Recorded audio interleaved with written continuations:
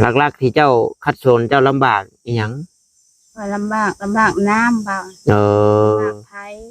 โอ้น้ำก็บ่มีไผก็บ่โดมียแต่ว่าทั้งนี้เพิ่นเจาะน้ำซุมน้ำสร้างก็เจาะได้สบายแบบง่ายอยู่บ่ก็สิง่าย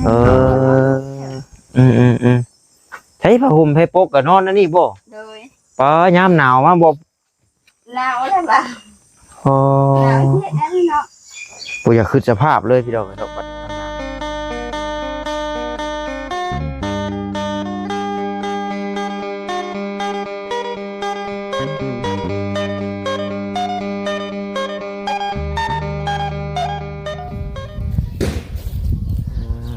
เนาะก็ถือว่าบ่ได้ผ่านเข้ามาทางนี้ก็โดนเติบแล้วพี่น้องเอ้ยตั้งแต่เข้ามาส่งน้องน้อยเพิ่นช่วงมีงานบุญประปาพุ่นแหละเนาะเอาจังใดทั้งบ่าวต้าเองก็ขอกราบทักทายสบายดีเด้อพี่น้องเด้อเนาะ FC กันเบิดสุขุสุคนพี่น้องเลยว่าอยู่ทางฝั่งลาวฝั่งไทยหรือว่าทางต่างประเทศนำเนาะการยินดีต้อนรับเข้าสู่ช่องของบ่าวต้าบ้านเฮาคือเก่าเนาะตอนนี้ทางบ่าวต้าเองก็ยืนอยู่หน้าบ้านหน้าเฮือนน้องลูกป่าเนาะเฮือนมูลเฮือนมั่งเพิ่นพี่น้องเนาะที่ว่าแต่ก่อนพากันเข้ามาตะกี้ว่ามียังไงเจ้าที่เจ้าทางเพิ่นเฮียนหรือว่าแห้งพอสมควรเนาะแถวนี้แต่ถือว่าเวลามันก็ล่วงเลยมาแล้วพี่น้องเลยแต่มีแต่ว่ามื้อนี้นั่นทางบ่าวต้ามีเคสใหม่พี่น้องเนาะมีเคสใหม่ที่จะเข้าไปเบิ่งเคสนี้ก็เป็นทางน้องน้อยเพิ่นนั่นแหละพี่น้องเนาะว่าให้ฟังว่าเราน่ะเป็นลูกกำพร้าคำพ้อยนะพ่อแม่ก็เสียไปแล้วพี่น้องเลยแถมเรายังเป็นแม่ห้างอีกเนาะเลี้ยงลูกเราก็ยังน้อยอยู่บริษัทถือว่าครอบครัวเพิ่นก็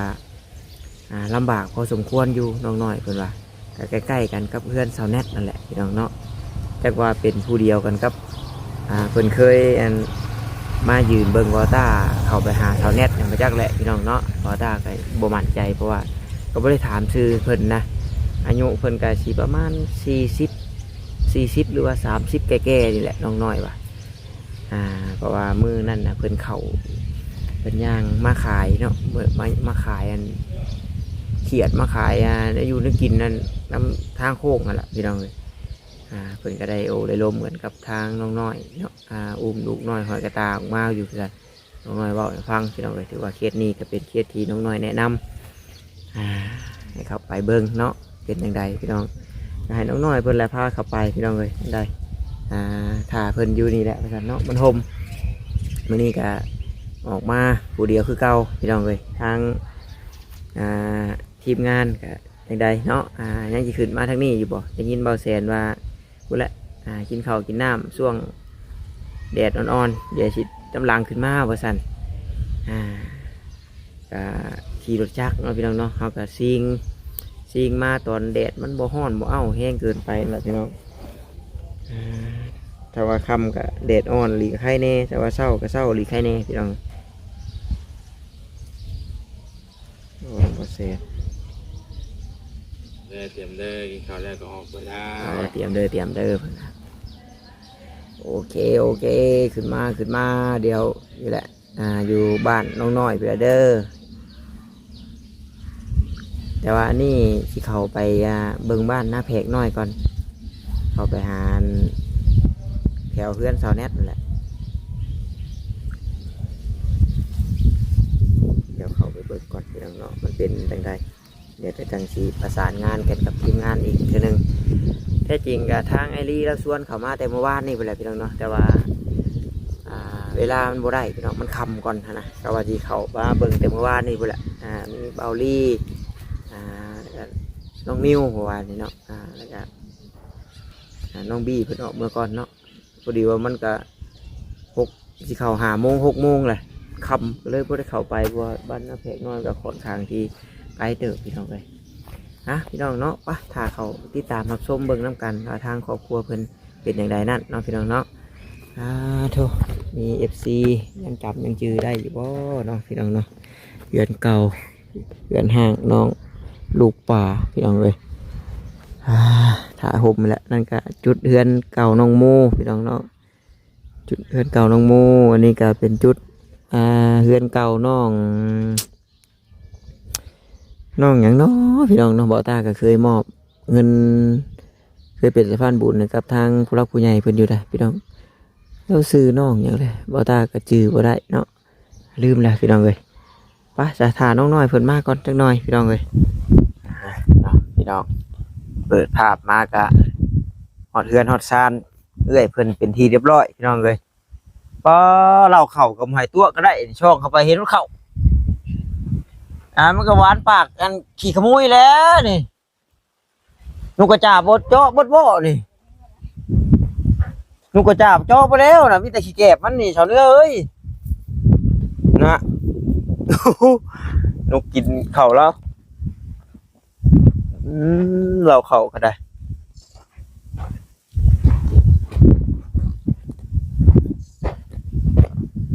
ทั้งนี้ก็ช่องเข้าไปก็เห็นนี่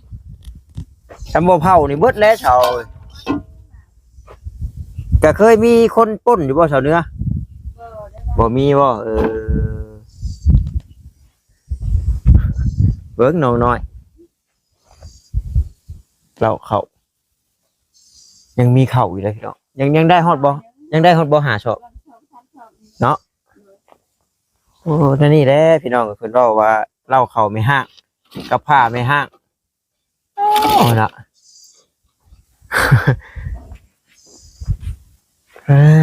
สวัสดีเด้อเนาะโดยสวัสดีน้องน้อยเป็นจังไดแดดบ่โอ้พามาพี่น้องเอ้ยเบิ่งเนาะหาเบิ่งยากเลยเด้ผ้าไม้กระจาดนั่นนี่นอนกับแอร์ธรรมชาติได้เพิ่นนอนกลางคืนกับสาวเนื้อเอ้ยแล้วอยู่กับไผซั่น ลูกลูก เอาผู้ใหญ่ได้จ้ะ ใหญ่กับปดิน ไม่ล่ะสองคนนี่บ่รู้จัก ซีแบบ มานั่งพี่น้องหน่อยสิมานั่งพี่เป็นหยังคือว่านั่งเป็นแต่มึนมัดแท้ เนาะอันนั้นนะเนาะ 4 คนเจ้าน่ะ โดย ไปห้างลูกซี่เจ้าเนาะ แม่น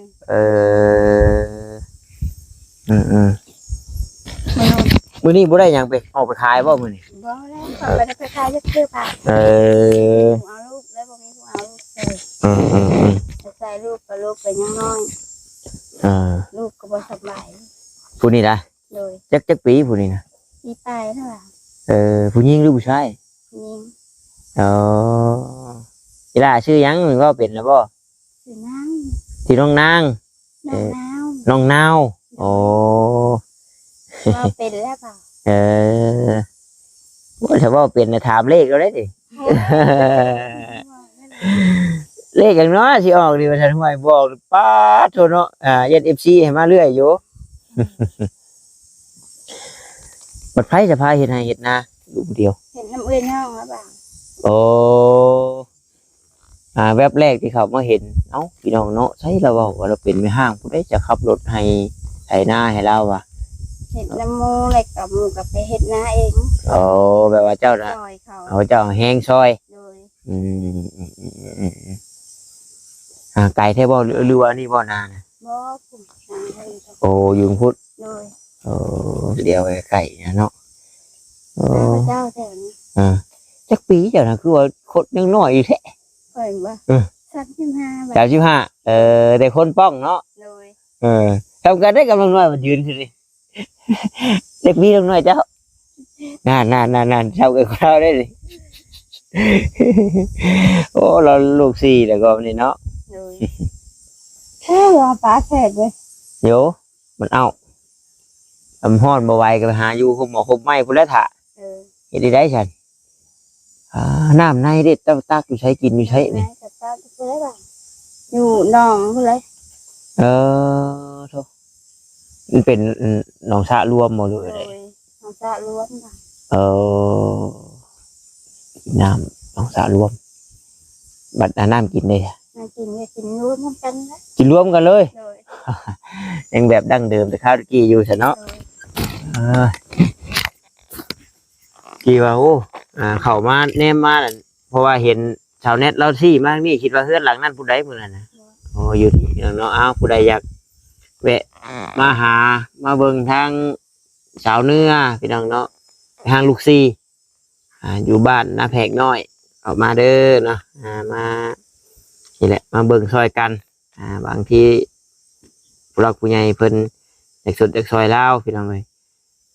หลักๆที่เจ้าคัดโซนเจ้าลำบากอีหยังลำบากน้ำบ่ลำบากไผ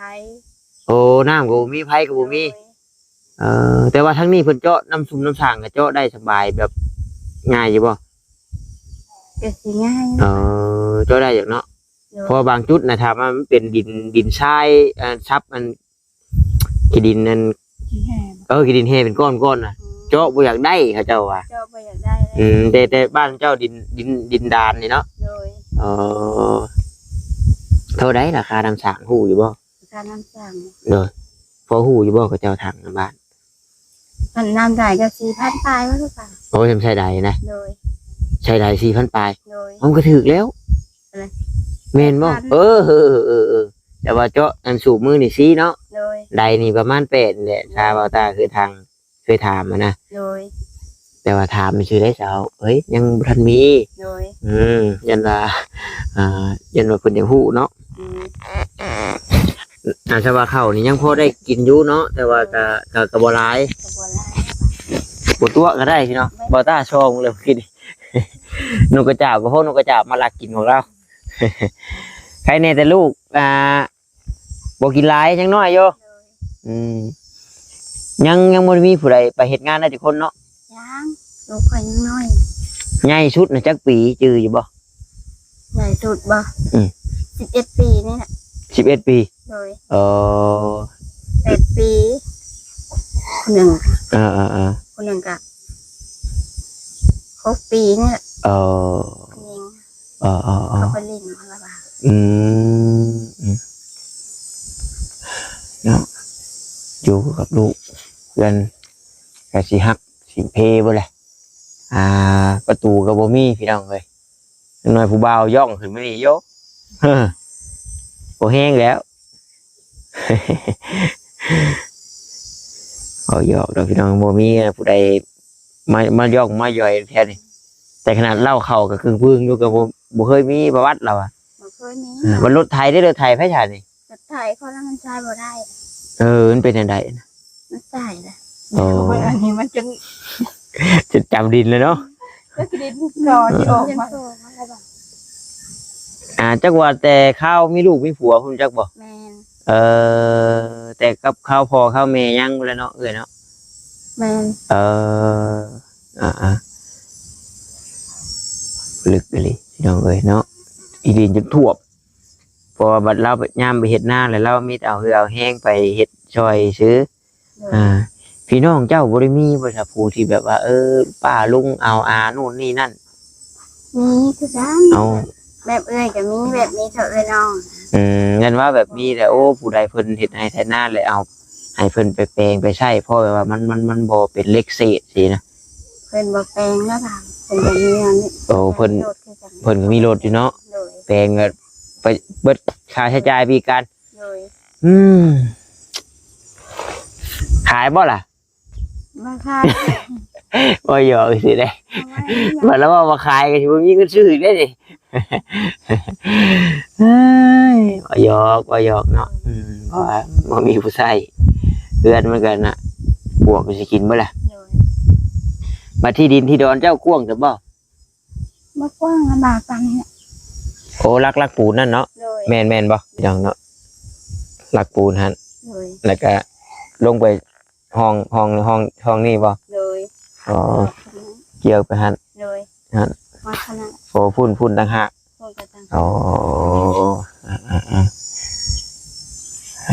บัดผัวเจ้าปะกันบ่หรือว่าแบบใด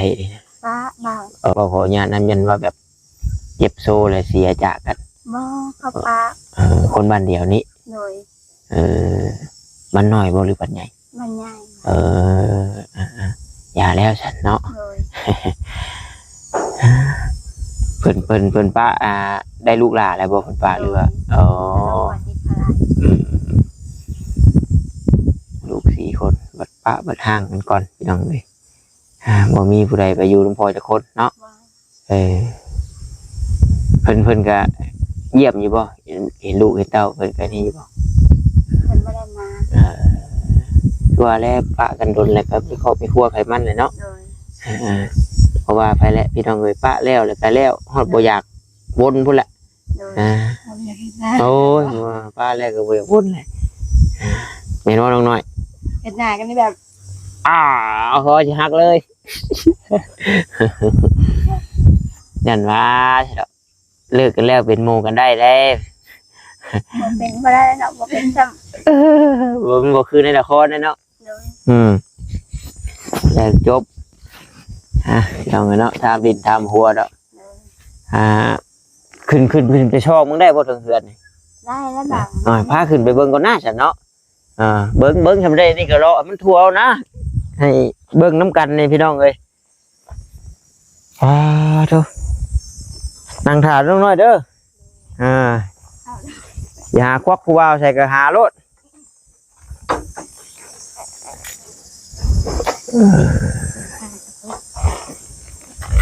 โอ้บ่เข้าไปเลิกพุ่นก็ได้ดอกอย่างนี้แหละอย่างนี้แหละ ตกเด้อ เนาะพดเกิดก่อนคือเพื่อนเพิ่นคล้ำคำแขะเนาะน้อยเว้าดุร้ายตัวกะบ่ถาม ไปขับรถเจ้า เนาะ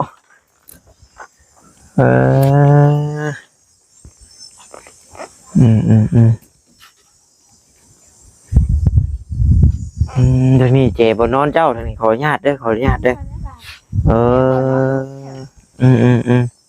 ใช้ผ้าห่มให้ปกกับนอนนั่นนี่บ่ โดย ป้ายามหนาวมาบ่ หนาวแล้วบ่าว อ๋อ หนาวที่อันนี้เนาะ บ่อยากขึ้นสภาพเลยพี่น้องเนาะบัดหนาวมานะแผนผ้าห่มให้ปกทีนะช่องสิแบบอุ้ยหนาวซีเขาสิจ้อย เพราะใช่นะเหรอ ลมมากบนขวยหยุดบ่อย ไว้แล้วบ่าว เนาะ ไว้แล้วขอพกไปอยู่ นั่งซะเนาะนั่งบ่ฟันดีอย่างนี้บ่เฉพาะได้อัน บ่ได้บ่าว พาไม่นี่เนาะ บ่ได้บ่าว โอ้ยบ่โพดบ่พายได้บ่เฮ้ย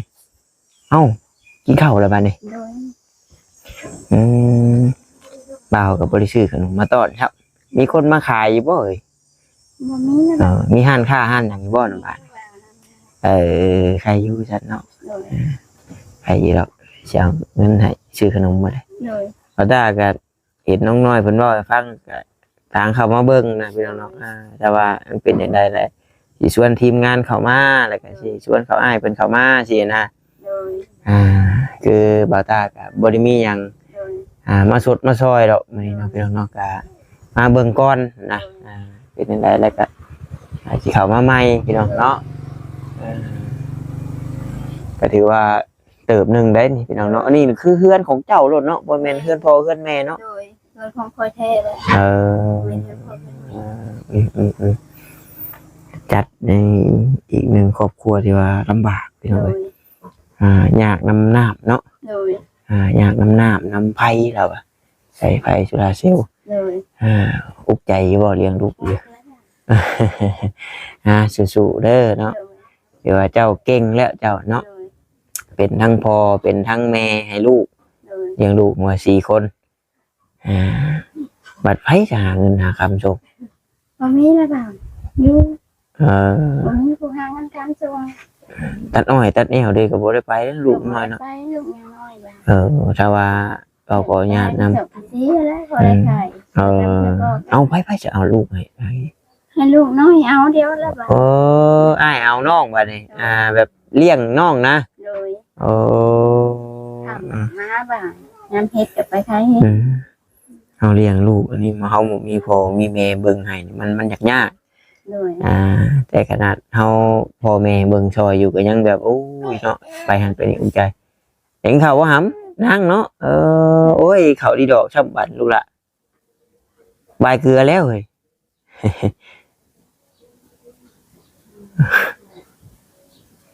อยากนอนอีกเอากินมื้อหน้าสิชื่อชิ้นแห้งมาต้อนเด้อ โดย มาเห็นแล้วบาดนี่พี่น้องเลยอันเท่าไหร่จะว่าปีเท่าไหร่ก็ปีปลายเนาะไอ้พี่เนาะ จักว่าทำกันจักกับลูกในเฮือนบ่นะผู้นี้สิแก่กว่าอยู่ปีนั่นปี10ปี11เดือนนี่แหละ เลย โอ้ยอยากนอนแหละ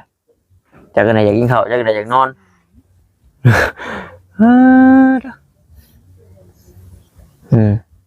กินไหม บ่กินบ่อยากบายเกือบจัก บ่กินข้าวสิ ไทยอยู่บ่แอบ บ่ไอ้ เนาะ เขาบ่สบายแล้วเขาบ่อยู่ บางคนนี่แอบได้ให้นี่มีเบื่อเบี้ยวอยู่ไทยอยู่ดอกโอ้เอาบาดเลยพี่น้องนะพอดีให้ยัวก่อนจักหน่อยเด็กน้อยบ่เคยเห็นพี่น้องเอ้ยเนาะแนมเบิ่งหลายว่าหลายให้เด้แต่ขนาดน้อยหน้าแดงเขาไว้แล้วตอนนี้ ไว้แล้ว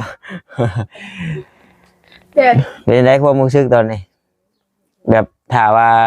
มีเงินจัก10,000กับน้ำเย็น น้ำเย็น น้ำเย็นก่อนเนาะ เมื่อยเนาะ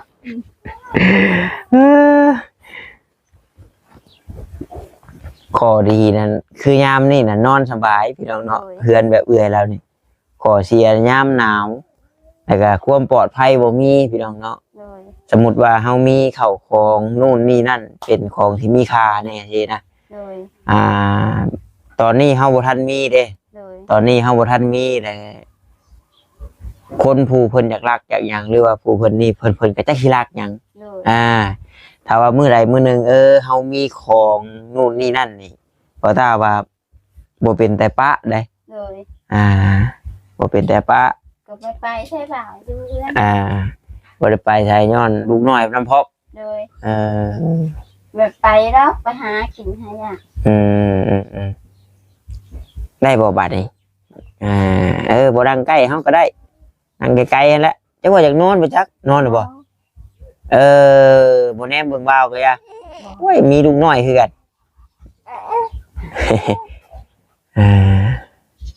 แล้วบาดผมมีขนมหัวฉับบาดลูก4คนผ้าห่มผ้าแพรบัดมีเท่านี้เลยโอ้ยามหนาวก็ดุดกันอยู่เลยน้ำหนาวก็ดุดกันอยู่เลยผ้ากับแผ่นผ้ากับแผ่นเดียวนี่เนาะมันโจรอยู่พี่น้องเอ้ยจิกทางนี้มันยังทางนั้นจิกนั่นยังทางนั้นบาดนี้มันบ่คือข้าวตะกี้ได้สารผ้าใบตองมายังสารเป็นอยู่บ่เป็นน่านี่แต่ว่าให้บ่ต้าสารแผ่นละ200,000 300,000ก็บ่ได้เงินนำหมู่ดอกว่าซะสารบ่เป็นเป็นสารบัดนี้ได้จะไพ่สารให้นี่งามได้แบบสีจำเฮ็ดใหม่ๆนี่แต่ผัวอยู่น้ำพุ่นน่ะผัวเป็นคนเฮ็ดนี่ในการพี่น้องเอ้ยตักน้ำตักในก็ไปตักไก่ปุ๊หลังบ้านปุ๊แล้วน้ำกินอยู่หันน้ำใช้ก็อยู่หันถ้าเป็นไปได้เนาะถ้าบุญมีถ้ามีผู้สดผู้ช่วยก็อยากได้น้ำสากนี่แล้วเราเนาะพอได้กินได้ไส้พอมันใกล้มาน้องน้อยทางเท่าไหร่ก็น้องน้อย4 ล้านโอ้โต4 ล้านมันก็4 โมง4-5,000อย่างเงี้ยเนาะ4 โมงนี่แหละ8,000นี่มีได้จะบอกเนาะจักว่าแต่โดนแล้วบ่จักมือนี่ได้บ่มือนี่คือสิบ่ได้เนาะแพงนี่ได้มือนี่ล่ะเนาะศาสตร์ก็มีพื้นเดียวบ่ศาสตร์3 พื้นจะมาเสื้อนี่พื้นเดียวเสื้อเนาะเสื้อเดียว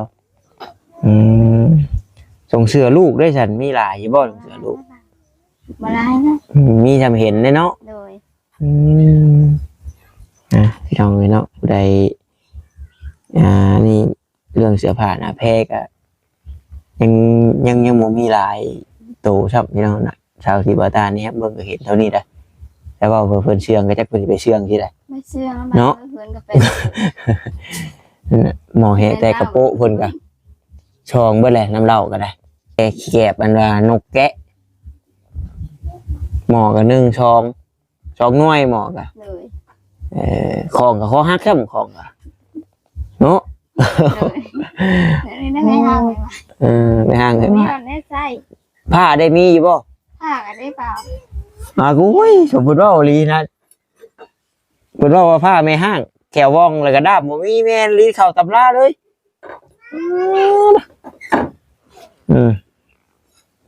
บ่เป็น คนเองอยากไปโทรศัพท์ไหนก็ไหน อยู่ไส อยู่เตียงฮะ อ้าว เดี๋ยวไปเอาให้ไปขับไปนะ ว่าเอาไปได้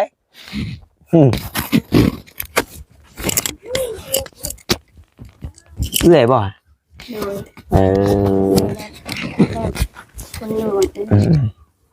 แบบคนในบ้านนะ นอนแล้วบัดนี้เนาะ ไม่นอนบ่าลี่ รีบ่ เลย โอ้ยเนาะบ่ว่าดอกมื้อนี้ได้ยังอยากกินข้าวมื้อนี้นะ ยังไม่กินข้าวเที่ยง ยังบ่ได้กินข้าวเที่ยงอยู่เถอะมื้อเช้านี้ได้ยังกิน ครัวใกล้ ลูกเจ้าอันผู้ใหญ่น่ะเพิ่นก็ยังบ่ได้เข้าเรียนบ่ ๆยังบ่า ยังบ่ได้มีผู้ใดเข้าเรียนจักคน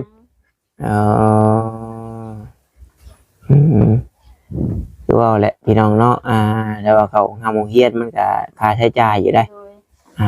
เปิดโชคเรียนใหม่นี่ก็จะได้เชื่อขาวจะก็ได้ปึ้มทงมิกซอเกิบพี่น้องเอ้ย โดย หลายคนก็หลายแสนได้บาทนี่ โดย เอาบ่ได้หาหยังคิดอยากไปหาเงินหาค่ำอยู่ว่าจักก็ได้ อย่าไปแล้วบ่าไม่ต้องเอาลูก อยากไปอยู่บ่มีหัวลูก เลย ฝากไว้น้ำพี่น้ำน้องกับยังบ่คักมันได้ลูกยังน้อยเนาะ โดย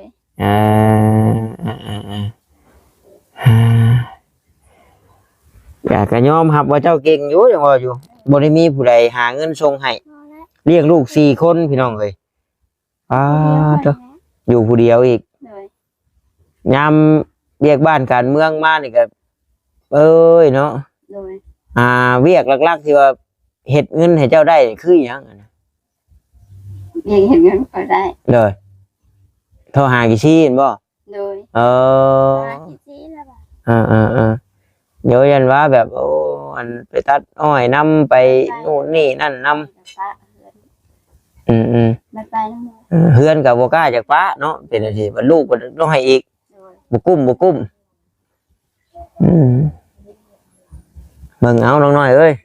เนาะนี่แหละ โดย เจ้ายังเป็นผู้ชาวนี่แหละชีวิตครอบครัวพ่อผู้ดีก็ดี โดย ผู้บ่ดีแล้วก็มันก็นั่นนี่แหละพี่น้องเนาะแต่ว่าเรื่องความปากความห่างมันก็เป็นเรื่องของธรรมชาติ โดย แต่มันโมเมนต์คู่กันพอฮอดเวลาอันควรมันก็ได้จากได้แยกกัน มันเบิดบุญเบิดเวรเบิดกรรมต่อกันแล้วเนาะบ่ให้คิดหลายเฮ็ดจังได๋ฉันเพิ่นแต่งมาสำนั้นแต่เจ้าบ่มีก็บ่วิทย์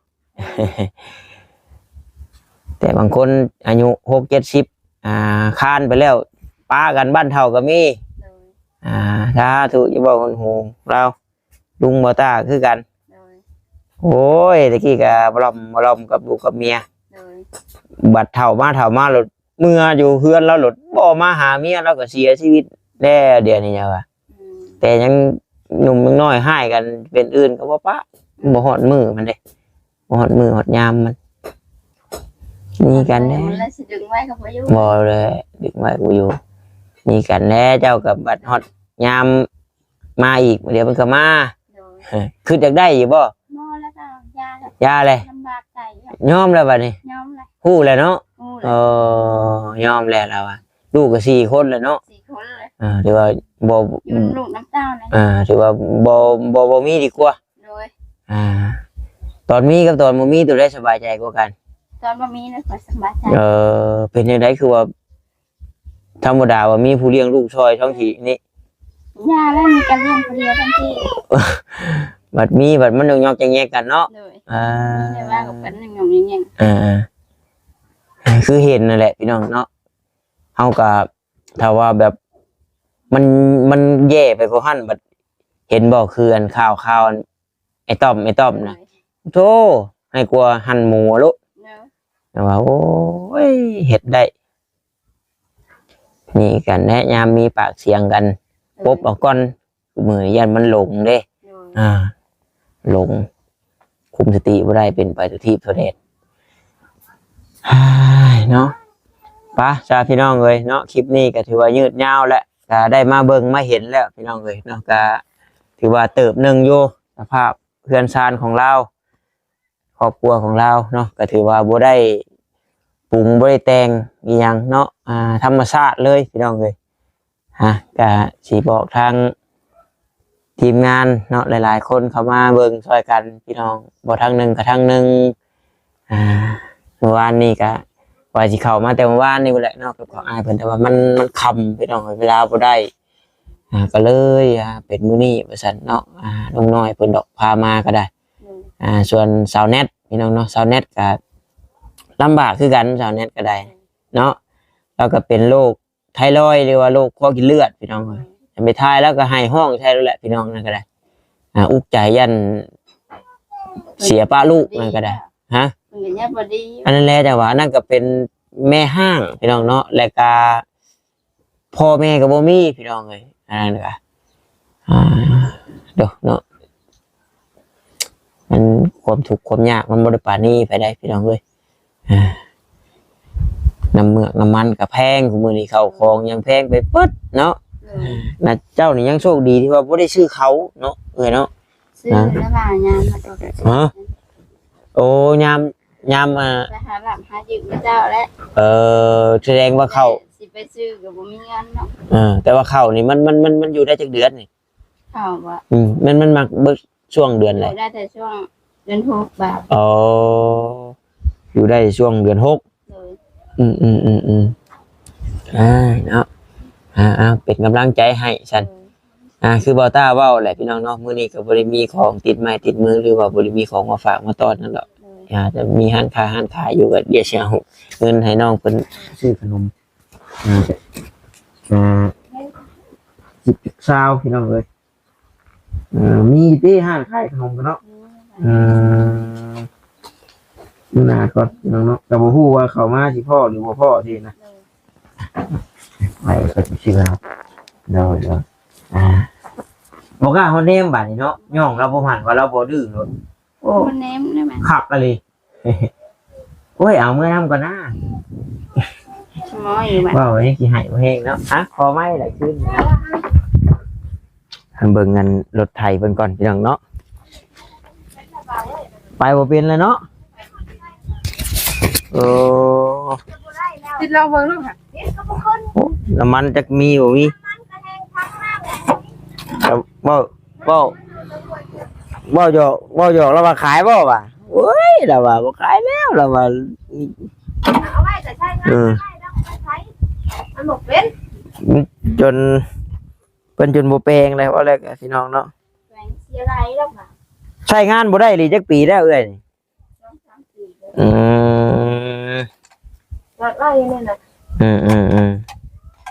ใช้แล้วมาหาซอยโม่ ช่วยเหือช่วยแห้งเอาเนาะ นะเองก็เยอะลาแล้ว เฮ็ดบ่ไหวแล้วเนาะถือว่าได้เข้ามาพ่อมาเห็นแล้วพี่น้องเนาะทางครอบครัวเอื้อยเพิ่นก็ถือว่าลำบากอะลีพี่น้องมีแต่ว่าเบิ่งไปนั่นแหละพี่น้องเนาะหากว่าทางทีมงานเนาะอยากเข้ามาก็เข้ามาได้พี่น้องเอ้ยถ้าว่าบ่ฮู้ก็เดี๋ยวสิพาเข้ามาเนาะอยู่ทางบ้านนาแพกน้อยเอื้อยหยังก็ เลยเนื้อ เอื้อยเนื้อพี่น้องเนาะแม่ห้างลูกซี่เฮือนเพิ่นก็สิว่าจังได๋มันเยื่องๆออกมาทางโอ้ยชนบ้านพี่แหละพี่น้องเนาะเข้ามาถามบ้านนาแพกน้อยว่าเอื้อยเนื้อว่าซั่นเนาะเพิ่นสิฮู้อยู่ดอกแม่นก็มีแต่ว่าเราผู้ใหญ่ท่านใดเนาะอยากสดอยากซอยทางครอบครัวเอื้อยเพิ่นก็ยินดีเป็นสะพานบุญให้พี่น้องเนาะหากว่าคำถามคำเว้าบ่ต้ายังเว้าบ่คักบ่แน่จังใดยังชื่อบ่ถึงก็ขอโทษขออภัยนำหลายๆเด้อเนาะจังไดน้องน้อยจะว่าไปกักกล้องไว้จักคือลึงลังอยู่คือเพิ่นคือบ่มั่นใจแท้ซะดอก ได้อยู่เนาะ โดยเอาสำหรับบ่มีหยังหลายดอกพี่น้องเอ้ยเนาะก็สิได้ขอตัวจบคลิปก่อนขอมุกขอบใจละลายที่เข้ามาเบิ่งมาชมแล้วก็บ่กดข้ามโฆษณาท้ายคลิปนี้ขอกล่าวคำว่าสบายดีพี่น้องบ๊ายบาย